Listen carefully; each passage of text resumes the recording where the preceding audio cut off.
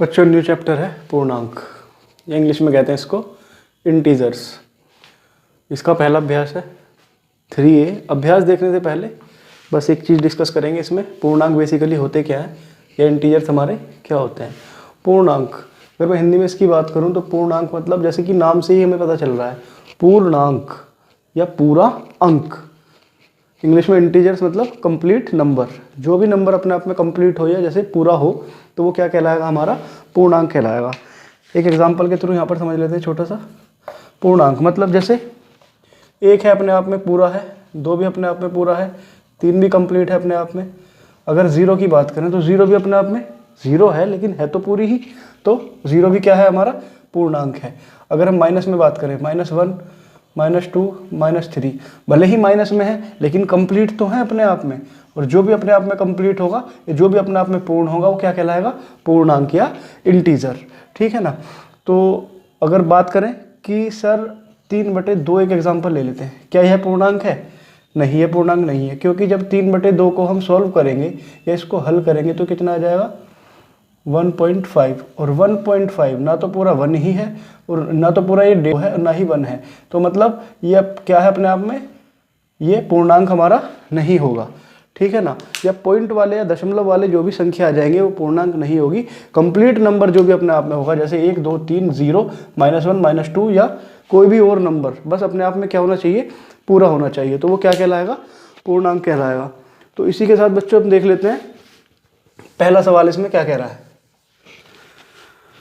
पहले सवाल में कह रहा है निम्नांकित सारणियों में रिक्त स्थानों की पूर्ति करो। 2 सारणी दे दी हैं ये, और इसमें कह रहा है कि इनके जो है जो खाली स्थान दिए हुए हैं बीच में, एक यहाँ पर दे रखा है और एक इसमें यहाँ पर दे रखा है। तो पहले इस वाले की बात कर लेते हैं। तो इसमें खाली स्थान भरना है। यहाँ पर है बच्चों 19, और अगर हम लास्ट में देखें तो यहाँ पर भी -19 है, यहाँ 23 है तो यहाँ -23 है, यहाँ 25 है तो यहाँ -25 है, यहाँ 29 है तो यहाँ -29 है। मतलब हम देख रहे हैं स्टार्टिंग में पॉजिटिव है नंबर और उधर जाके नेगेटिव है, यहाँ पर सकारात्मक है या धनात्मक है और इधर ऋणात्मक नंबर है इसका। अगर यह बात हम करें 7 की, तो 7 यहाँ पर प्लस है और यहाँ पर -7 है, यहाँ पर 11 है, यहाँ पर -11 है, यहाँ 13 है, तो यहाँ पर क्या होना चाहिए, इसी तरह से -13 यहाँ पर मिलना चाहिए हमें। तो ये हमने कंप्लीट कर लिया। तो इसमें बेसिकली अगर हम बात करें क्वेश्चन में, तो ये योगात्मक प्रतिलोम की बात कर रहा है। क्या बात कर रहा है, योगात्मक प्रतिलोम, एडिटिव इनवर्स की बात कर रहा है ये इंग्लिश में अगर बात करें। योगात्मक प्रतिलोम को कहते हैं एडिटिव इनवर्स। योगात्मक प्रतिलोम क्या होता है बेसिकली, समझ लो एक बार, मतलब कोई नंबर अगर -2 है जैसे, तो इसका पूछा जाएगा योगात्मक प्रतिलोम क्या हो जाएगा, तो कुछ नहीं बस साइन चेंज हो जाएगा, यानी ये क्या हो जाएगा, +2। ठीक है। या अगर देख लो, अगर आपसे पूछे कि 3 का योगात्मक प्रतिलोम क्या है, तो आप क्या बता देंगे, 3 का योगात्मक प्रतिलोम है सर -3। ठीक है। तो साइन चेंज हो जाएंगे योगात्मक प्रतिलोम में। एक और देख लो, जैसे -5 है तो -5 का योगात्मक प्रतिलोम क्या होगा, +5। ठीक है बच्चों। तो इसी तरह से इसी बेस पर हमने इसका जो आंसर है वो फाइंड आउट कर लिया। कितना आ गया इसका उत्तर, -13 का योगात्मक प्रतिलोम कितना हुआ, -13। तो इससे हमने आंसर ले लिया। तो आंसर नंबर 3 हम इस पर टिक कर लेते हैं, आंसर ठीक हो जाएगा। नेक्स्ट क्वेश्चन देख लेंगे अब हम। नेक्स्ट क्वेश्चन में क्या है, फिर से कोई ना कोई टर्म या कोई ना कोई मेथड इसमें फॉलो किया गया होगा। देखो यहाँ पर -7 है, फिर एक बॉक्स पूरा छोड़ने के बाद में यहाँ +7 है, ये 25 है, तो फिर ये वाला पूरा बॉक्स छोड़ने के बाद में यहाँ पर -25 है। अब यहाँ पर अगर देखें हम, यहाँ पर -13 है, तो इधर पूरा एक बॉक्स छूट के 13 है, यहाँ 31 है, एक पूरा बॉक्स छूट के -31 है। तो ऊपर तो सब फिल है, नीचे वाले में पूछ रहा है कि क्या आएगा। यहाँ पर 5 है, यहाँ -8 है, फिर यहाँ -5 है, यहाँ पर फिर 8 है, यहाँ पर 11 है, यहाँ पर -14 है 31 के नीचे, यहाँ पर -11 है, तो यहाँ पर क्या आएगा बच्चों, अगर जब यहाँ पर -31 है तो यहाँ पर क्या आना चाहिए बताओ आप।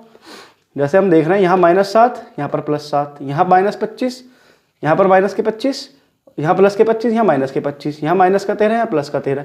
तो उसी तरह से सर यहाँ पर आ जाएगा हमारा, जैसे 5 -5, 8 के बाद में यहाँ पर -8, यहाँ 8, यहाँ 11 -11, यहाँ पर 14 हमारा यहाँ प्लस का है, तो यहाँ पर क्या आ जाएगा, 14 आ जाएगा इस बार प्लस में। तो हमारा आंसर 3rd वाला ये ठीक हो जाएगा।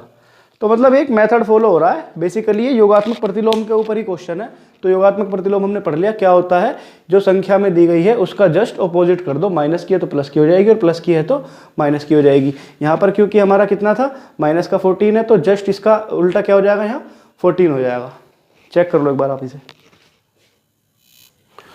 क्वेश्चन नंबर 3 देख लेते हैं बच्चों। इसमें कह रहा है निम्नलिखित को पूर्णांक के रूप में लिखिए, पूर्व को धन दिशा तथा समुद्र तल की ऊंचाई को धन दिशा मानिए। पूर्व को भी धन दिशा मानना है, मतलब पॉजिटिव नंबर्स में मानना है पूर्व को पूर्व में, और समुद्र तल की ऊंचाई को धन दिशा मानना है, ठीक है ना। तो सबसे पहला क्वेश्चन है, जैसे इसमें पांचों क्वेश्चन मैंने एक साथ लिख दिए इसके। शून्य से नीचे 4 डिग्री सेल्सियस का तापमान। तो इसके लिए हम एक जनरल ग्राफ बना लेते हैं सबके लिए, जो हमारे सब क्वेश्चंस पे काम आ जाएगा। ये ऐसे करके, ठीक है ना। ये हमारा मिड पॉइंट है, या इसको मान लो हम 0 मान लेते हैं, ठीक।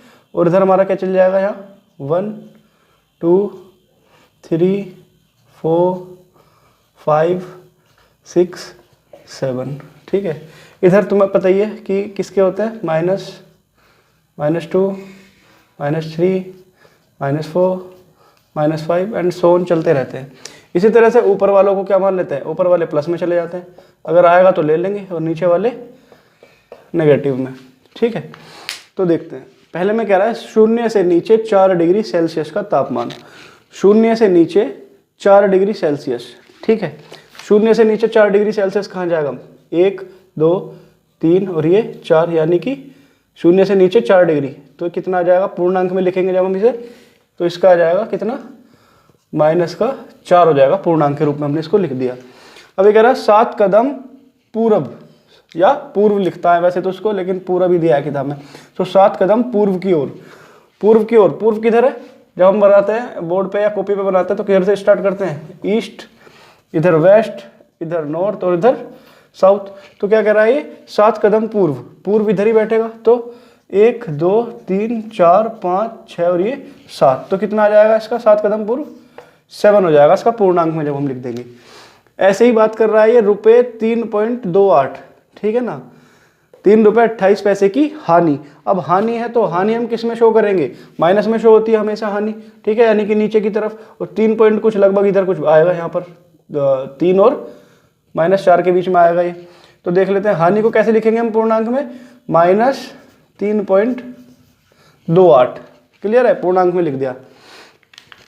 अब दूसरा, लेकिन अगर ये पूर्णांक कह रहा है तो सर ये पूर्णांक तो है नहीं, आपने बताया था, तो इसको हम इसमें छोड़ देंगे, ठीक है ना। तो अब क्या करेंगे इसमें, क्योंकि कह रहा है कि निम्नलिखित को पूर्णांक के रूप में लिख लिए, तो क्या हम इसको पूर्णांक में लिख सकते हैं, नहीं लिख सकते, क्योंकि पूर्णांक तो सर आपने बताया था कि पूरा अंक होता है, और ये कितना है 3.28, ना तो पूरा 3 है ना ही पूरा 4 है। तो इसमें फिर या तो इसको हम छोड़ेंगे, ठीक है। तो लेकिन ये कहाँ जाएगा फिर हमारा, भाई माइनस में की बात कर रहा है, तो जो नंबर लाइन है हमारी जो नंबर लाइन है, या तो इसको नीचे चला लो या इधर चलाएंगे, इधर चलाएंगे तब भी माइनस के हैं, तो 3 पॉइंट कुछ लगभग यहाँ पर आएगा, तो जिसमें 3 हो सकता है, केवल -3 पूर्णांक हो सकता है, जबकि 0.2 हमारा पूर्णांक नहीं है। नेक्स्ट देख लेते हैं इसमें, 18 मीटर पश्चिम का विस्थापन। 18 मीटर पश्चिम का विस्थापन। पश्चिम किधर है दोस्तों, इधर, और 18 मीटर किधर पड़ेगा लगभग, अगर हम 18 देखें 1 2 3 4, यानी कि इधर ही बैठेगा। तो 18 मीटर पश्चिम का विस्थापन को क्या लिख देंगे हम इसमें, और इधर चलेंगे माइनस में, तो कितना आ जाएगा ये -18, ठीक है। समुद्र तल से 1000 मीटर ऊंचाई, समुद्र तल से 1000 मीटर ऊंचाई किधर बैठेगी, ऊपर की तरफ, तो कितना आ जाएगा, ये आ जाएगा हमारा +1000 ही आ जाएगा, ये 1000 पूर्णांक में लिखेंगे तो केवल 1000, ठीक है। एक बार आप देख लो उसको। क्वेश्चन नंबर 4 देख लेते हैं बच्चों। क्वेश्चन नंबर 4 में क्या कह रहा है, निम्नलिखित पूर्णांकों के योगात्मक प्रतिलोम लिखिए। योगात्मक प्रतिलोम, इससे पहले ही मैंने पहले क्वेश्चन में जब स्टार्ट किया था तभी मैंने आपको बता दिया था कि योगात्मक प्रतिलोम और कुछ नहीं, जो नंबर हमें दिया हुआ है सिर्फ उसके साइन चेंज हो जाते हैं। जैसे सपोज ये प्लस का नंबर दिया हुआ है 9, तो क्या हो जाएगा बच्चों, ये इसका योगात्मक प्रतिलोम -9, ठीक है। ऐसे ही ये रहा -21 है, तो इसका योगात्मक प्रतिलोम उल्टा हो जाएगा, कितना, +21, ठीक। ये है +39, तो इसका योगात्मक प्रतिलोम चिन्ह बदल जाएगा, सिर्फ कितना हो जाएगा, -39 या 39। ये है -41, तो इसका क्या हो जाएगा 41। ये है +91, तो ये हो जाएगा -91। चेक कर लो इसे आप एक बार। क्वेश्चन नंबर 5 क्या कह रहा है, संख्या रेखा खींचिए। संख्या रेखा खींचनी है और उस पर निम्नांकित पूर्णांकों को प्रदर्शित कीजिए। संख्या रेखा खींचनी है, ये हमारे पास 5 इसने पूर्णांक या इंटीजर दे दिए हैं, इन सब के लिए हमें नंबर लाइन खींचनी है। तो सबसे पहले क्या आता है बच्चों, सबसे पहले आता है +4। तो +4 के लिए नंबर लाइन कैसे खींचेंगे, पहले तो एक सिंपल लाइन ही खींच लेते हैं, ठीक है। जब लाइन खींच लेते हैं इसके लिए तो हमें पता है बीच में क्या होती है 0, और इधर चलते हैं 0 से राइट में चलते हैं पॉजिटिव नंबर प्लस के या धनात्मक संख्याएं, और 0 से लेफ्ट में चलती हैं ऋणात्मक या नेगेटिव नंबर्स। तो अब ऋणात्मक तो है नहीं, पॉजिटिव है, तो ऋणात्मक हम चाहे ना ही बनाए तो कोई दिक्कत नहीं है, हमें पॉजिटिव 4 बनाना है बस। 1 2 3 और ये 4, तो क्या हो गया 1 2 3 4। तो क्या बना दिया हमने, ये 4 को हमने नंबर लाइन पर यहाँ बिठा दिया है, ठीक है। अब नेक्स्ट बात कर रहा है ये -9।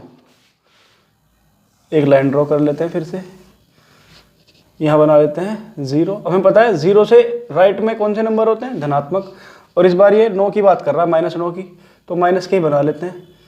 -1 -2 -3 -4 -5 -6 -7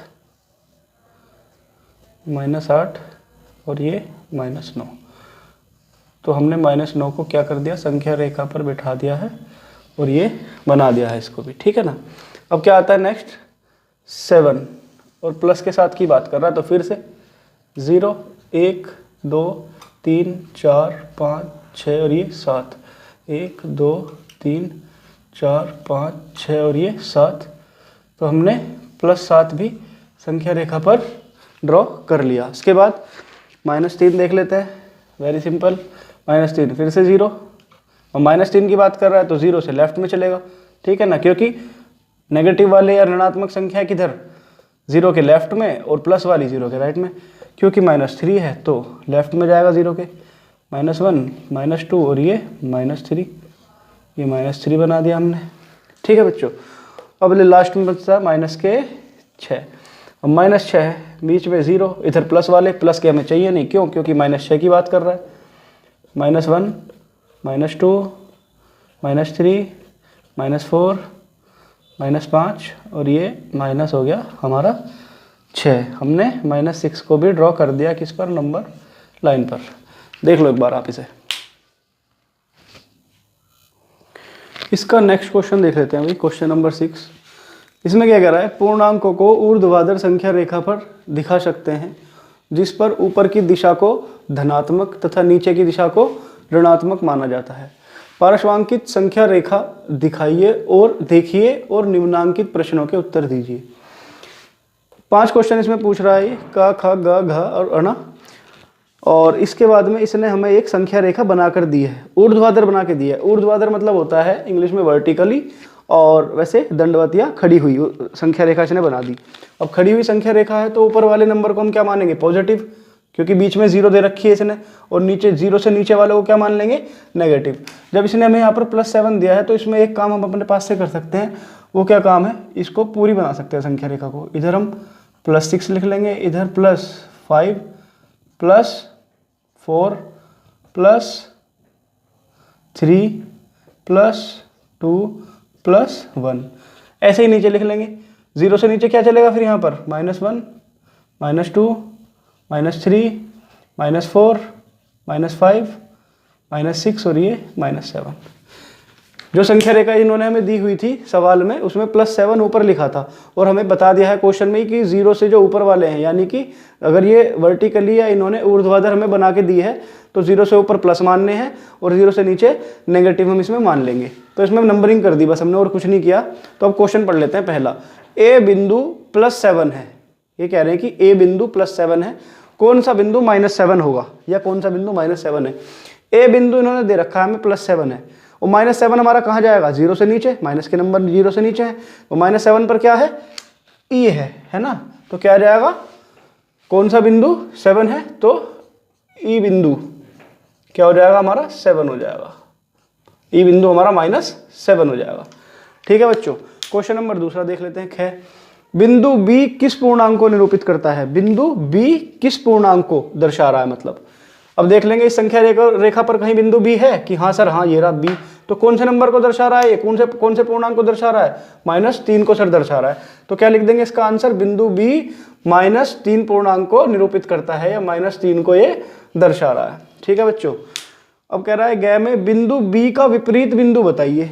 भाई विपरीत बिंदु मतलब अगर प्लस में होता है तो उसका माइनस उसका विपरीत कहलाएगा।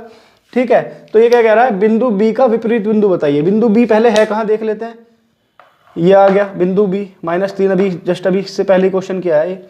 तो बिंदु बी हमारा -3 को दर्शा रहा है। ठीक है, तो ये क्या कह रहे हैं, बिंदु बी का विपरीत बिंदु, यानी कि बिंदु बी का विपरीत बिंदु कहाँ बैठेगा, यहाँ पर 0 है, 1 2 3, यानी कि बिंदु सी इसका विपरीत बिंदु है। बिंदु बी का विपरीत बिंदु क्या है, बिंदु सी है। सी कैसे है बता दिया मैंने अभी आपको कि ये माइनस में है, तो इसका जो विपरीत है वो +3 बैठ जाएगा, और +3 पर कौन है, यहाँ पर सी बैठा हुआ है। बिंदु डी, के और एल से निरूपित पूर्णांक लिखिए।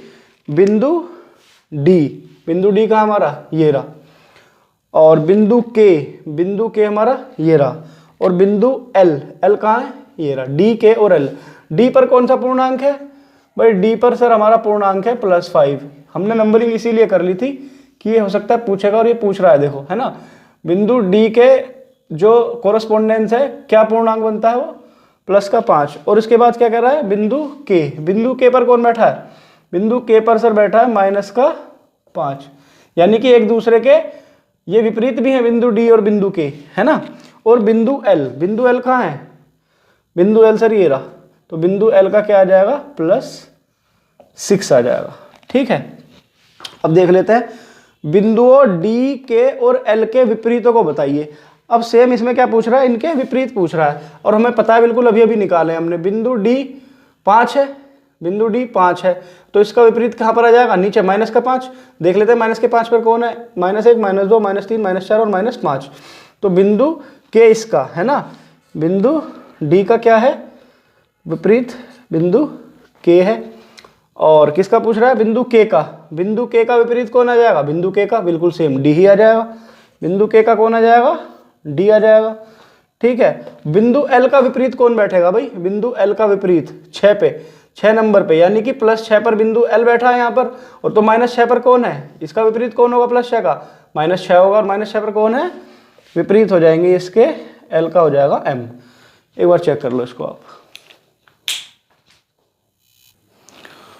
क्वेश्चन नंबर 7 देख लेते हैं बच्चों।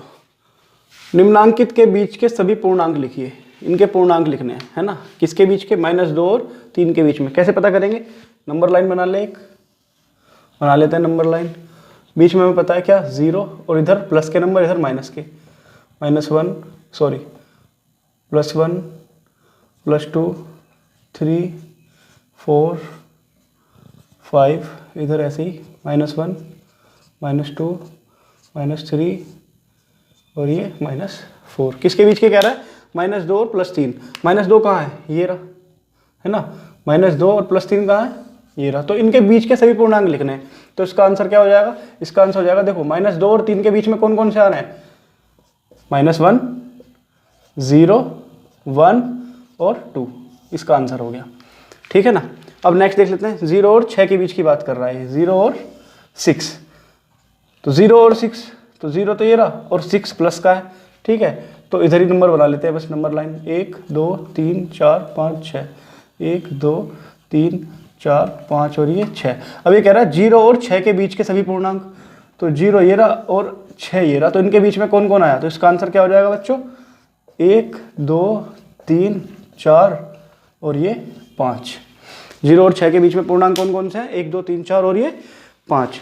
अब नेक्स्ट में देख लेते हैं, नेक्स्ट में क्या कह रहा है, -4 और 4 के बीच में। फिर से बना लो जल्दी से एक नंबर लाइन, इधर प्लस के 1 2 3 4, 1 2 3 4 और इधर -1 -2 -3 ये -4। इनके बीच के पूर्णांक बताने, -4 और 4 के बीच के। -4 कहाँ है, ये रहा, और +4 कहाँ है, ये रहा सर। तो इनके बीच के कौन कौन से आ रहे हैं, देखो इनके बीच में, ये रहे इनके बीच में, -3 -2 -1 0 1 2 3 4। ठीक है, तो लिख लेते हैं इसका उत्तर। इसका उत्तर क्या हो जाएगा, -3 कोमा है ये, -3 -2 -1 0 1 2 कोमा ये 3, ये सारे पूर्णांक किसके बीच के हो जाएंगे? -4 और 4 के बीच में। नेक्स्ट देख लेते हैं, नेक्स्ट क्या है? -5 और 2 के बीच में, +2 के बीच में, 0 सबसे पहले, 1 2 3 और ये 4, इधर माइनस के, -1 -2 -3 -4 -5 -6, किसके बीच का पूछ रहा है लेकिन? -5 और 2 के बीच के। -5 कहाँ है? -5 ये रहा, और प्लस का 2 कहाँ है? ये रहा। तो इन दोनों के बीच में कौन कौन है? इन दोनों के बीच में ये रहे, -4 -3 -2 -1 0 और ये 1। तो यहाँ से लेकर और यहाँ तक इसका ये आंसर बच्चों हो जाएगा। अब उसके बाद क्या पूछ रहा है ये? उसके बाद में पूछ रहा है अब ये 8 कितने हो गए? 1 2 3 और ये 4 हुए ना, 1 2 3 4।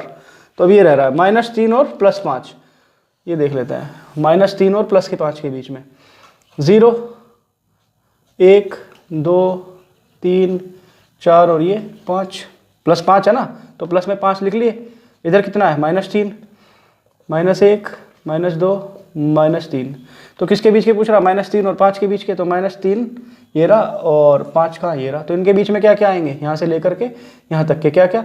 -2 -1 0 1 2 3 और 4 इसका उत्तर हो गया। ठीक, अब ये बचता है हमारे पास कौन सा? ये लास्ट वाला बच जाता है। लास्ट वाले में बच्चों क्या क्या है? -8 और 4, तो 0 1 2 3 4 5 6, इधर -1 -2 -3 -4 -5 -6 -7 -8। किसके बीच के पूछ रहा है? -8 और 4, इधर -8 देखो ये रहा, और 4 कहाँ है? इधर ये रहा। इन दोनों के बीच के जितने भी पूर्णांक हैं वो सारे इसके उत्तर हो जाएंगे। कौन कौन से? -7 से लेकर के 3 तक। तो क्या क्या उत्तर है इसके? -7 -6 -5 -4 -3 -2 -1 0 1 2 और ये 3 बच्चों। ठीक है, देख लें एक बार इस क्वेश्चन को। क्वेश्चन नंबर 8 देख लेते हैं बच्चों। निम्नांकित संख्या रेखा देखिए, एक संख्या रेखा इन्होंने खुद दी हुई है क्वेश्चन में, और उस पर कुछ नंबर ड्रॉ हैं। इधर 0 से लेकर के पॉजिटिव में धनात्मक 9 तक है, और ऋणात्मक वाले में कितने हैं? 0 से -5 तक के। अब कह रहे हैं इसकी सहायता से, मतलब किसकी? संख्या रेखा की सहायता से निम्नांकित पूर्णांकों के जोड़े के बीच के पूर्णांकों को, जोड़े के बीच के पूर्णांकों को आरोही, आरोही मतलब बढ़ते हुए क्रम में लिखिए। आरोही मतलब होता है असेंडिंग ऑर्डर या बढ़ता हुआ क्रम। तो कौन से पूर्णांकों के जोड़े दिए हैं? 2 और 5। तो 2 और 5 के बीच में जो भी पूर्णांक आएंगे उनको आरोही क्रम में हमें लिख देना है। तो देख लेते हैं इसका हल। 2 और 5 के बीच में, 2 कहाँ है? ये रहा, 2 ये रहा और 5 ये रहा। तो इसके बीच में क्या क्या बनने हैं? 3 और 4, वो भी बढ़ते हुए क्रम में लिखना है। 3 और 4, 3 के बाद 4 आता है, बढ़ता हुआ क्रम है। ठीक है, इसके बाद ये वाला देख लेते हैं, -4 और 0। -4 किधर है? माइनस में मिलेगा, -4 और 0। अब ये कैसे क्रम में लिखना है हमें? हमें लिखना है ये बढ़ते हुए क्रम में। ठीक है, तो हमारा बढ़ता हुआ क्रम कैसे आएगा? -4 और 0 के बीच में -3 -2 -1, -3 -2 और -1। ठीक है, अब आप कहोगे तो घटता हुआ, लेकिन घटता हुआ नहीं है बच्चों। जब नेगेटिव में माइनस चलता है ना, तो जो छोटा होता है वह बड़ा होता है। यानी कि ये आपको बड़ा लग रहा है तो ये छोटा है, और ये छोटा लग रहा है इससे, लेकिन ये बड़ा है। और आपको 1 इन 3 दोनों से छोटा लग रहा होगा, लेकिन नहीं, माइनस में क्या होता है बच्चों? जो 0 के जितना नजदीक होता है, ऋणात्मक अगर मैं संख्या रेखा पर बात करूं, ऋणात्मक नंबरों की या नेगेटिव नंबर्स की मैं बात करूं, तो जो 0 के जितना निकट होगा वो उतना बड़ा होगा। जैसे -1 और -4 में बताओ कौन सा बड़ा है? तो बच्चों हमेशा ध्यान रखना, -1 बड़ा होगा -4 से। ये ध्यान रख लेना, 0 के जो जितना पास होगा वो उतना बड़ा होगा। अब -2 और -4 में कौन सा बड़ा है? -2। क्यों -2 बड़ा है? क्योंकि 0 के ज्यादा पास में है। ठीक है, ये एक ध्यान रखने की है, एक याद रखने की, मैं एक आपको ये ट्रिक टाइप इसको मान लो, आप कह सकते हैं, वो बता रहा हूं। अब ये 3 और 8 आ गया अगला। 3 और 8 के बीच में, 3 और 8 दोनों ही प्लस के हैं, तो कहाँ मिलेंगे? 0 के राइट में मिलेंगे। कहाँ है? 3 ये रहा और ये 8 ये रहा। कौन से क्रम में लगाना है इसको? बढ़ते हुए या आरोही क्रम में। तो 3 के बाद क्या आएगा? 4, फिर 5, फिर 6 और ये 7। ठीक है ना, क्योंकि 8 3 और 8 के बीच में पूछ रहा है। अब इसके बाद है 0 और 4। 0 तो ये रहा बीच में, और 4 कहाँ है? ये रहा। इन दोनों के बीच में क्या क्या आ रहे हैं? 1 2 और ये 3 आ रहे हैं। ठीक है, बढ़ते हुए क्रम में लिखना है ना मैं, तो 1 2 3। ठीक, अब फिर से देख लेते हैं। -5 और -2। -5 दोनों ही माइनस के हैं, तो 0 के लेफ्ट में मिलेंगे। -5 ये रहा और -2 ये रहा। कैसे? बढ़ते हुए क्रम में कैसे लिखेंगे? जैसे फिर वही बढ़ते हुए क्रम है, तो माइनस के पास से अगला क्या है? -4 -3 -2। ठीक है, -2 तो इसमें दे ही रखा है, तो क्या क्या होंगे? -5 और -2 के बीच में -4 और -3। ये भी क्या है? बढ़ते हुए क्रम में लिखे हुए हैं। आगे देख लो अगला, -1 और 4 के बीच में। -1 कहाँ है? -1 इधर मिलेगा, -1 ये रहा और 4 ये रहा। तो इनके बीच में कौन कौन से मिलेंगे? इन दोनों जोड़ों के बीच में, इनके जोड़ों के बीच में मिलेंगे सर 0 1 2 और ये 3 मिल जाएगा, क्योंकि 4 तो फिर ये आगे आ ही जाएगा। तो इन दोनों जोड़ों के बीच में कौन कौन से पूर्णांक है हमारे? 0 1 2 और ये 3। और ये सब कैसे उसमें लिखने थे हमें? ये कैसे क्रम में लिखने थे? आरोही क्रम में। आरोही क्रम कौन सा क्रम होता है? असेंडिंग ऑर्डर या बढ़ता हुआ क्रम। देख लो एक बार आप इसे बच्चों। क्वेश्चन नंबर 9 देख लेते हैं बच्चों। क्वेश्चन नंबर 9 में क्या कह रहा है? निम्नलिखित के मान ज्ञात कीजिए। क्या में दे रखा है? ये जो 2 डंडे आपको दिख रहे हैं ना, इनको कहते हैं निरपेक्ष मान। इसके बीच में जो भी वैल्यू होगी वो चाहता है कि इसके हम निरपेक्ष मान बताएं। तो ध्यान रख लेना, चाहे इसके अंदर वैल्यू नेगेटिव हो चाहे पॉजिटिव हो, चाहे ऋणात्मक हो या धनात्मक हो, माइनस की हो या प्लस की हो, उत्तर इसका हमेशा क्या रहेगा? जब ये निरपेक्ष मान के जो निशान है जो हट जाएंगे, उत्तर हमेशा इसका प्लस में रहेगा, पॉजिटिव में। जैसे -13 है तो कितना आ जाएगा इसका? 13। ये 12 है तो ये तो पॉजिटिव है, अपने आप में 12 ही रहेगा। ये 37 माइनस का है तो बाहर निकल के 37 हो जाएगा। ये 0 है तो इसका 0 ही हो जाएगा। ये क्या है? -47 है तो ये कितना हो जाएगा? +47। 101 है तो ये 101 ही रहेगा। मतलब क्या है? आंसर इसका हमेशा ही निरपेक्ष मान का जब भी पूछेगा तो उसका उत्तर क्या आ जाएगा? प्लस में ही आएगा। ठीक है ना, एक बार देख लो इसको आप। क्वेश्चन नंबर 10 देख लेते हैं बच्चों। अपनी अभ्यास पुस्तिका में सत्य असत्य कथन की पहचान करके लिखिए। सत्य असत्य बताना है इसमें। सबसे छोटा पूर्णांक 0 है। तो हमने पूर्णांक पढ़े थे बच्चों, कैसे पढ़े थे? 0 बीच में होता है और राइट में 0 के पॉजिटिव नंबर से धनात्मक संख्याएं और 0 के लेफ्ट में ऋणात्मक संख्याएं। तो ये कह रहे हैं सबसे छोटा पूर्णांक 0 है। नहीं, पूर्णांक क्या होता है? पूर्णांक मतलब पूरा अंक, चाहे माइनस का हो चाहे प्लस का हो। तो 0 सबसे छोटा पूर्णांक कैसे हो सकता है? क्योंकि 0 से छोटा, यानी 0 बीच में है तो इधर प्लस के चलेंगे, और इससे कह रहा है सबसे छोटा, तो -1 है इससे छोटा तो, और -2 भी है, -3 भी है। तो ये हमारा कथन कैसे हो गया? ये हो गया हमारा कथन असत्य हो गया बच्चों। तो इसको क्या लिख देंगे हम? असत्य लिख देंगे। ठीक है ना, 0 सबसे छोटा पूर्णांक नहीं होता, क्योंकि सबसे छोटा पूर्णांक और हम निकाल भी नहीं सकते। नेगेटिव में जो संख्याएं चलती जाएंगी उससे छोटी वो मिलती ही चली जाएंगी, इसलिए सबसे छोटा पूर्णांक बताना भी मुश्किल है, नहीं बता पाएंगे। 0 का विपरीत नहीं होता, बिल्कुल 0 का कोई विपरीत होता ही नहीं है, क्योंकि 0 ना तो पॉजिटिव है ना नेगेटिव है, 0 ना तो प्लस की है ना माइनस की है। ठीक है, 0 का विपरीत नहीं होता, बिल्कुल सत्य हो गया ये भी। ठीक है, अब ये क्या कह रहे हैं? -17 बड़ा है, इज ग्रेटर देन -5। ये 17 कह रहे हैं -17 बड़ा है किससे? -5 से। क्या ऐसा हो सकता है? नहीं। मैंने क्या बताया था? माइनस में जो संख्या 0 के जितना पास होगी वो बड़ी होगी। अगर संख्या रेखा पर हम देखें बच्चों इस क्वेश्चन को थोड़ा सा एक, तो क्या है? 0 और यहाँ पर 1, यहाँ 2, ये तो प्लस के हो गए, लेकिन माइनस में बात चल रही है। तो 1 2 3 4 5, -1 -2 -3 -4 और ये -5, और -17 तो कहीं दूर जाके आएगा अभी, है ना। तो -5 0 के ज़्यादा नज़दीक में है, तो फिर क्या हुआ? बड़ा कौन सा हुआ इन दोनों में? -5 इन दोनों में बड़ा हुआ। तो यह कथन भी हमारा कैसा है? यह कथन है हमारा असत्य है। ठीक है, तो क्या लिख लेंगे इसके सामने? असत्य है। -17 जो है वो छोटा होगा -5 से। एक धनात्मक पूर्णांक अपने योगात्मक प्रतिलोम से बड़ा होता है। समझे क्या कह रहा है? एक धनात्मक पूर्णांक, कोई भी धनात्मक एक पूर्णांक ले लेते हैं, चलो 3 ले लिया हमने। ठीक है, धनात्मक पूर्णांक अपने योगात्मक प्रतिलोम से बड़ा होता है। अब इसका 3 का योगात्मक प्रतिलोम क्या होगा, मैंने बताया था, क्योंकि ये 3 है तो इसको +3 भी लिख सकते हैं। तो इसका योगात्मक प्रतिलोम क्या होगा, 3 ही रहेगा, लेकिन क्या माइनस हो जाएगा, साइन उसके चेंज हो जाएंगे। तो 3 का योगात्मक प्रतिलोम क्या होगा, -3।